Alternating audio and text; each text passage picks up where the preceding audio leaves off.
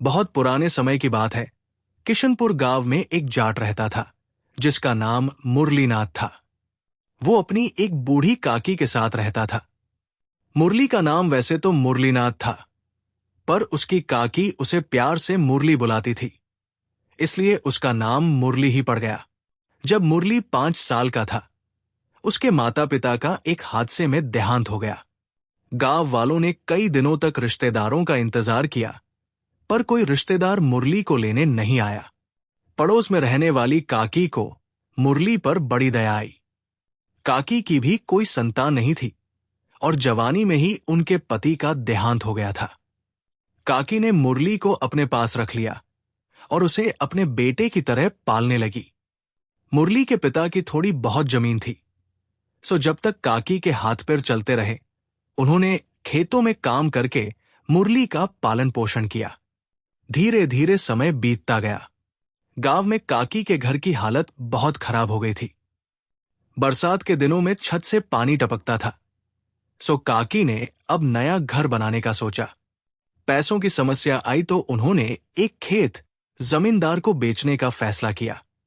जमींदार की नजर काफी दिनों से काकी और मुरलीनाथ के खेतों पर थी। एक दिन किसी ने काकी को सलाह दी, काकी, तुम जमींदार से थोड़ा कर्ज लेकर अपनी झोपड़ी क्यों नहीं बनवा लेती? काकी को भी ये बात पसंद आ गई। वैसे भी मुरली और काकी का उस झोपड़ी में रहना मुश्किल हो रहा था, सो वो जमींदार के पास कर्ज लेने पहुंची। जमींदार तो इस दिन का इंतजार ही कर रहा था। उसने काकी से कहा, कर्ज तो मैं दे दूंगा, पर तुम्हें कुछ मेरे पास गिरवी रखना पड़ेगा। काकी के पास और कुछ नहीं था, बस थोड़े खेत खलिहान ही थे, सो काकी ने एक खेत गिरवी रख दिया। जमींदार बड़ा चालाक इंसान था। उसने काकी की जमीन हड़पने का अच्छा मौका देखा। उसने काकी से कागज पर अंगूठा लगवा लिया। काकी को क्या पता था कि वो तो एक खेत गिरवी रखने आई है, पर जमींदार ने उसके सारे खेतों को गिरवी रखवा लिया। जैसे ही वो अपने घर पहुंची, जमींदार उसके पीछे पीछे उसके घर पहुंच गया और बोला, काकी, आज से खेत की तरफ मत चले जाना। सारे खेत अब मेरे हो गए। ये लो अपनी रकम और अपना घर बनवा लो। काकी ने जब जमींदार के ये शब्द सुने तो उन पर जैसे बिजली गिर गई हो। उन्होंने जमींदार से कहा, पर जमींदार साहब, मैंने तो एक खेत ही गिरवी रखा है, आपने तो मेरे सारे खेत कब्जा लिए। तो जमींदार ने कहा, अगर तुझमें हिम्मत है तो छुड़ा ले अपने खेत। काकी रोते बिलखते अपने घर आ गई। मुरली अभी छोटा बच्चा ही था। काकी के सामने उसे पालने की समस्या मुंह पर खड़ी थी। काकी ने सबसे पहले हिम्मत जुटाकर अपनी टूटी झोपड़ी की जगह नई झोपड़ी बनवाई। फिर थोड़े बहुत बचे पैसों से उसने एक भैंस खरीदी और मुरली को उसका दूध पिलाकर पालने लगी। खेती का तो कोई सहारा नहीं था, सो घर में अनाज आना मुश्किल हो गया। मुरली अब 17 साल का हो चुका था। वो अपनी काकी को दिन भर काम करते और अपनी जान खपाते देखता। एक दिन मुरली ने काकी से कहा, काकी, अब तुम दूसरों के घरों में चूल्हा चौका नहीं करोगी। अब मैं बड़ा हो गया हूं। अब मैं कमाऊंगा और तुम बैठकर खाना। काकी ने जब मुरली के ये शब्द सुने तो उन्हें लगा जैसे उनकी तपस्या सफल हो गई हो। अब मुरली दूसरे किसानों के खेतों में हल चलाता, जी तोड़ मेहनत करता और शाम को घर लौट आता। इधर काकी शाम को मुरली के घर आते ही उसको कभी खीर तो कभी दलिया बनाकर खिलाती थी। अनाज का तो कोई साधन नहीं था, बस एक भैंस थी जिसे वो जंगल में चरा कर ले आती और शाम को दूध की खीर या दलिया बनाकर मुरली को खिला देती और वही खुद भी खा लेती। इस तरह से दोनों के दिन अब अच्छे कट रहे थे। मुरली घर लौटते समय थोड़ी सी जलाने के लिए लकड़ियां भी लेकर आता था। एक दिन मुरली ने सोचा, क्यों न मैं थोड़ी लकड़ियां और ज्यादा लेकर जाया करूं। थोड़ी घर में जलाने के लिए हो जाएंगी और थोड़ी सी लकड़ियां मैं बाजार में बेचकर आ जाऊंगा, सो आय का एक और साधन हो जाएगा। उस दिन के बाद मुरली जब किसानों के खेत में काम करके शाम को घर को लौटता तो कुछ ज्यादा ही लकड़ियां काट कर ले आता। कुछ जलाने के लिए काकी को देता और कुछ बाजार में बेच आता। इस तरह से उनके दिन सुखपूर्वक बीत रहे थे। एक दिन मुरली जाट बाजार में लकड़ियां बेचने गया, पर उसे कोई खरीदार नहीं मिला। शाम का अंधेरा अब गहराने लगा था, सो मुरली ने अब घर की तरफ चलने की सोची। तभी कोई उसे खरीदार मिला तो मुरली ने सारी लकड़ियां उसे बेच दी और अपने घर की तरफ चल दिया। रास्ते में एक जंगल पड़ता था, सो मुरली ने वही रास्ता लेने की सोची, क्योंकि जंगल का रास्ता थोड़ा छोटा था और मुरली जल्दी घर पहुंच सकता था।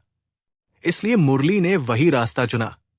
तेज कदमों से चलते चलते मुरली सोचते हुए जा रहा था कि आज तो बड़ी देर हो गई, काकी बैठी इंतजार कर रही होगी। काकी ने खाना भी नहीं खाया होगा, क्योंकि जब तक मैं न खाऊं काकी खाना ही नहीं खाती। मैंने न जाने कितनी बार समझा लिया, पर काकी है कि मानती नहीं है। तभी उसके कानों में किसी लड़की के सिसकने की आवाज आई। मुरली ने चौंक कर इधर उधर देखा, पर उसे कोई नजर नहीं आया। मुरली थोड़ा आगे बढ़ा और पूछा, कौन हो तुम?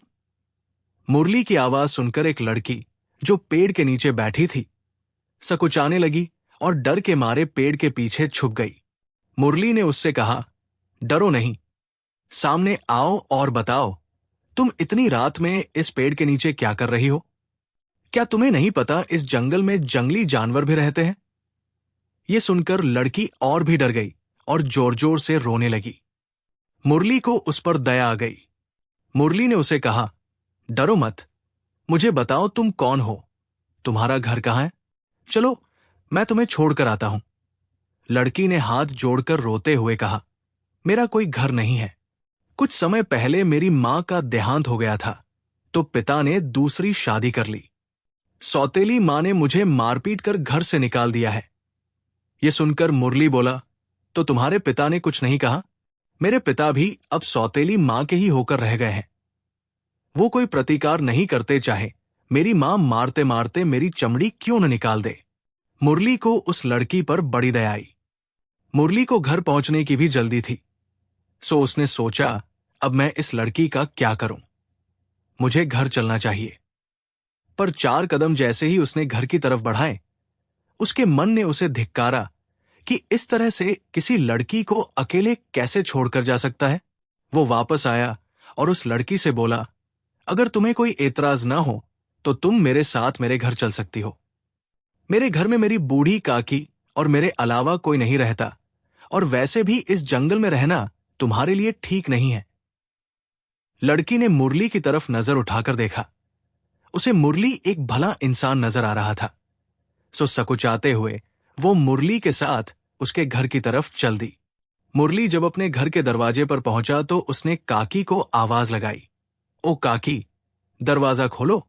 तो काकी आई, दरवाजा खोला और मुरली से बोली, आज तो बड़ी देर कर दी बेटा, मैं कब से तेरी राह देख रही हूं। काकी ने दरवाजा खोलते हुए मुरली से कहा। तो मुरली बोला, हाँ काकी, आज लकड़ी जरा देर से बिकी। मुरली जैसे ही अंदर आया, काकी ने मुरली के साथ एक जवान लड़की को देखा और मुरली से बोली, ये कौन है मुरली, किसको उठा लाया है रे? तो मुरली ने बताया, मां बेचारी हालात की मारी है, जंगल में बैठी रो रही थी। इसकी सौतेली मां ने इसे घर से निकाल दिया था। मुझे इस पर दया आ गई। बताओ, जवान लड़की को ऐसे जंगल में नहीं छोड़ सकता था ना, सो अपने साथ ले आया। काकी ने एक नजर लड़की पर डाली और मुरली से बोली, सही किया बेटा तूने जो इसे घर ले आया। जंगल में कोई जंगली जानवर इसे नुकसान पहुंचा सकता था। बेटी, तू जब तक चाहे हमारे साथ रह सकती है। अब लड़की मुरली के घर में रहने लगी। उसके आने से घर में जैसे चहल पहल हो गई थी।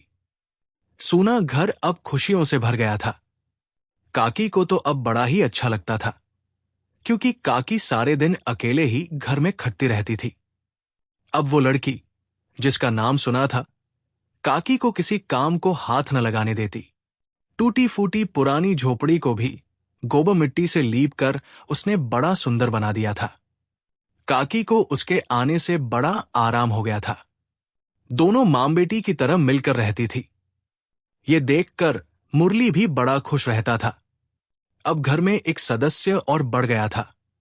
थोड़ी सी खर्च चलाने में मुश्किल हो रही थी, पर फिर भी तीनों बड़े खुश थे। मुरली जब थकाहारा शाम को घर लौटता तो सुना उसका इंतजार करते पाती। और उसके हाथ धुलाकर उसे अपने हाथों से गरम गरम खाना परोसती। दोनों मन ही मन एक दूसरे को पसंद करने लगे थे, पर एक दूसरे से कहने की हिम्मत दोनों में ही नहीं थी। ये बात काकी से भी छिपी न रह सकी और एक दिन काकी ने दोनों को अपने पास बुलाकर कहा, मुरली, सुना, मैं चाहती हूं कि तुम दोनों शादी कर लो। ये बात सुनकर दोनों शर्मा गए और कुछ दिन बाद काकी ने दोनों की शादी करवा दी। शादी के बाद तो जैसे उनके घर में खुशियां ही बसने लगी थी। चारों तरफ खुशहाली ही खुशहाली फैल गई थी। एक दिन सुना ने काकी से पूछा, काकी, क्या हमारे पास थोड़ी सी भी अपनी जमीन जायदाद नहीं है? तो काकी ने जमींदार की सारी बात सुना को बता दी कि किस तरह से जमींदार ने उसकी सारी जमीन के कागजों पर उससे अंगूठा लगवा लिया और धोखे से उसकी जमीन को हड़प लिया है। सुना पढ़ी लिखी समझदार लड़की थी। शाम को जब मुरली घर आया तो सुना ने मुरली से कहा, तुम जमींदार से अपनी जमीन वापस क्यों नहीं मांगते हो? तो मुरली बोला, सुना, तुम्हें लगता है जमींदार हमारी जमीन वापस देगा? उसने धोखे से अम्मा से अंगूठा लगवा लिया है। सुना ने मुरली को समझाते हुए कहा, तुम कल पंचायत बुलाओ, बाकी सब मुझ पर छोड़ दो। अगले दिन मुरली ने पंचायत बुलाई और जमींदार को पंचायत में खड़ा किया। पंचों के सामने सारी बात रखी। पंचों ने जमींदार से पूछा तो जमींदार ने वो नकली कागज सबके सामने रखते हुए कहा, 10 साल पहले काकी ने मुझे जमीन बेची थी। सारी जमीन मैंने खरीदी है, ये देखो अंगूठा लगा हुआ है। तो सुना ने कहा, भाइयों, मैं सभी से पूछना चाहती हूं कि 10 साल पहले हमारी जमीन का क्या भाव रहा होगा? तो पंच बोले, 4 सोने की मुद्राएं 1 बीघा जमीन की लगती थी उस समय। तो सुना ने कहा, और सेठ जी से पूछिए, इन्होंने हमारी जमीन की कितनी सोने की मुद्राएं दी है?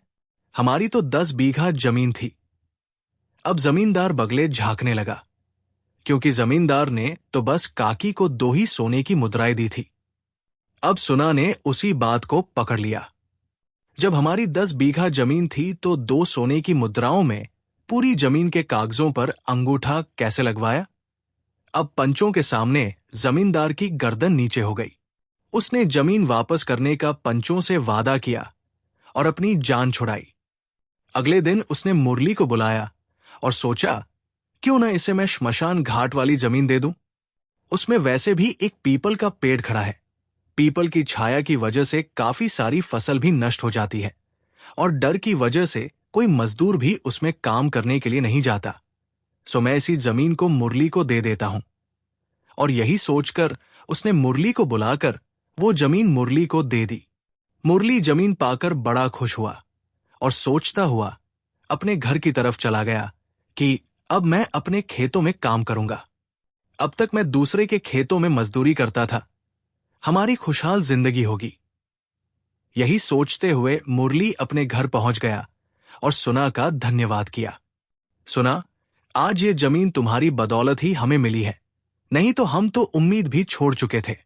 अगले दिन मुरली और सुना जमीन देखने के लिए खेत पर गए तो क्या देखते हैं, ये तो श्मशान घाट की जमीन है और खेत के बीचों बीच एक पीपल का पेड़ खड़ा है और उसकी छाया इतनी अधिक होती है कि काफी सारी फसल तो उसकी छाया से ही नष्ट हो जाएगी। सुना ने मुरली से कहा, ये कैसी जमीन दी है जमींदार ने तुम्हें? जमींदार से अपने ही खेत वापस लेने चाहिए थे, उसने तो कोई और बेकार सी जमीन तुम्हें दे दी है। मुरली ने सुना को समझाते हुए कहा, सुना, मैं हष्ट पुष्ट हूं, नौजवान भी हूं, मैं इसी में मेहनत करके इसी से सोना उगलवा लूंगा। सुना भी चुप हो गई। अगले दिन मुरली खेत में गया और हल चलाने लगा। उस पीपल के पेड़ पर 7 भूत रहते थे। उनको मुरली का खेत में हल चलाना बिल्कुल भी अच्छा नहीं लग रहा था। अब तक जो भी किसान उस खेत में हल चलाने आता, भूत उसे डराकर भगा देते थे, इसलिए वो खेत वीरान पड़ा हुआ था। पर मुरली ठहरा एक मस्त जाट। उसे न तो श्मशान घाट से कोई फर्क पड़ रहा था और न ही पीपल के पेड़ से। मुरली ने इतनी मेहनत की कि एक अच्छी खासी फसल तैयार हो गई। भूतों ने जब ये देखा तो रातों रात पूरी फसल नष्ट कर दी। अगले दिन मुरली खेत में पहुंचा तो उसने देखा उसकी पूरी फसल नष्ट हो चुकी है। मुरली अपने हाथ में हमेशा एक लोहे का डंडा रखता था। उसे बड़ा गुस्सा आया। उसने सोचा, इस पीपल के पेड़ की वजह से मेरी सारी फसल नष्ट हो गई है। ये देखकर मुरली को बड़ा गुस्सा आया। उसने लोहे का डंडा उठाकर दे दनादन उस पीपल के पेड़ पर बरसाना शुरू कर दिया। लोहे के डंडे कमर पर पड़ने की वजह से भूतों की हालत खराब हो गई। उन्होंने सामने आकर हाथ जोड़कर उससे माफी मांगी और कहा, तुम्हारा जितना नुकसान हुआ है हम उसकी भरपाई कर देंगे, बस तुम हमारी जान बख्श दो। भूतों को सामने देखकर मुरली की भी हालत मन ही मन खराब हो रही थी, पर उसने अपने डर को बाहर नहीं आने दिया। उसने कड़क कर भूतों से कहा, मुझे यहां खेती करनी है, तुम कहीं और चले जाओ। ये खेत अब मेरा है। भूतों ने कहा, भाई तुम यहां खेती मत करो। तुम्हारे घर का खर्चा जो भी राशन पानी है हम समय से पहुंचा दिया करेंगे। मुरली ने कहा, ठीक है, तो जाओ, मेरे घर का राशन खत्म हो रहा है, सारा राशन मेरे घर में रख कर आओ। बेचारे भूत अपनी कमर सहलाते हुए मुरली के घर राशन लेकर पहुंचे।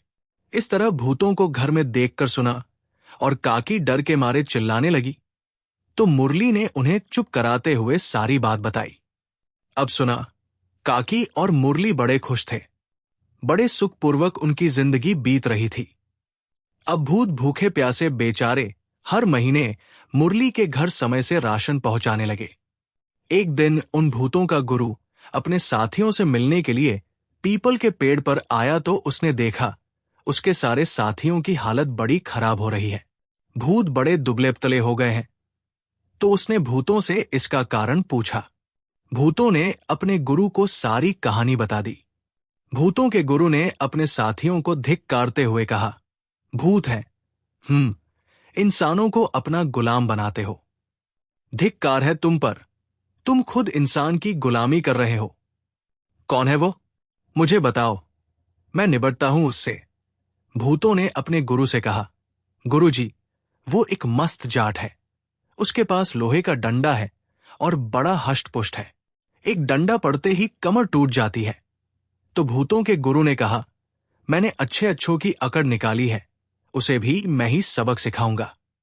बस तुम उसके घर का पता मुझे दे दो। भूतों ने दूर से ही मुरली जाट का घर अपने गुरु को दिखा दिया। घर के पास जाने की भूतों की हिम्मत नहीं हो रही थी, सो दूर से ही घर दिखाकर वापस लौट गए। मुरली ने भूतों द्वारा दिए गए धन से बढ़िया घर बना लिया था, पर उसके घर में एक समस्या थी। कहीं से एक बिल्ली आकर पूरा दूध पी जाती थी। काकी इस बात से बड़ी नाराज होती थी। उन्होंने मुरली से कहा, तू उस बिल्ली को किसी तरह से पकड़ ले, रोज मुझे परेशान करती है, रोज दूध की मलाई खा जाती है। अब मुरली भी परेशान हो चुका था रोज की इस बात से।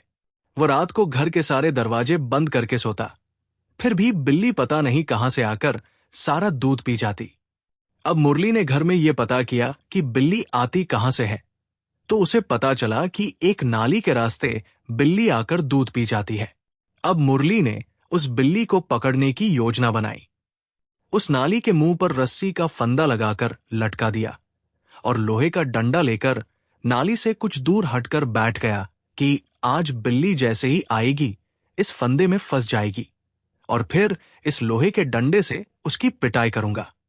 उधर भूतों का गुरु भी घर में घुसने का रास्ता ढूंढ रहा था। तभी उसे वो नाली दिखाई दी जहां पर मुरली जाट ने फंदा लगा रखा था। भूतों के गुरु ने अंदर जाने के लिए जैसे ही गर्दन नाली के अंदर घुसाई, मुरली ने वैसे ही रस्सी खींचकर फंदा कस दिया। भूतों के गुरु के गले में फंदा कसा और मुरली ने उसको अंदर खींच लिया और लोहे के डंडे से दे दनादन उसकी पिटाई कर दी। भूतों का गुरु हाय मर गया, हाय मर गया चिल्लाता रहा।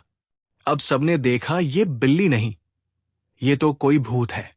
मुरली ने उससे पूछा, कौन हो तुम और यहां क्यों आए हो?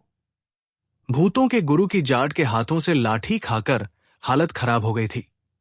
उसने डरते हुए बात को संभालते हुए कहा, हुजूर, मैं भूतों का गुरु हूं। मैं तो बस ये पूछने आया हूं कि जितना राशन हम आपको देते हैं उसमें गुजर-बसर अच्छे से तो हो जाती है ना, या फिर थोड़ी सी राशन की मात्रा और बढ़ाएं? ये सुनकर मुरली बोला, हाँ ठीक है, थोड़ी मात्रा और बढ़ा दो। इतना कहकर मुरली ने भूत के गले से फंदा निकाल लिया। भूत अपनी जान बचाकर सर पर पैर रखकर वहां से भागा और अपने साथियों के पास जाकर ही सांस ली और अपने साथियों पर गुस्सा होते हुए बोला, तुमने मुझे पहले क्यों नहीं बताया कि मोटी बुद्धि का जाट भैंस का दूध पीकर हष्टपुष्ट हुआ है। मेरी कमर की उसने बैंड बजा दी। किसी तरह से राशन दुगना करने की बात कहकर अपनी जान बचाकर वहां से आया हूं। यह सुनकर सारे भूतों ने उससे पूछा, तुम क्या कहकर आए हो वहां से? तो भूतों के गुरु ने सारी बात अपने साथियों को बताई। अब तो उनके साथियों को बड़ा गुस्सा आया अपने गुरु पर।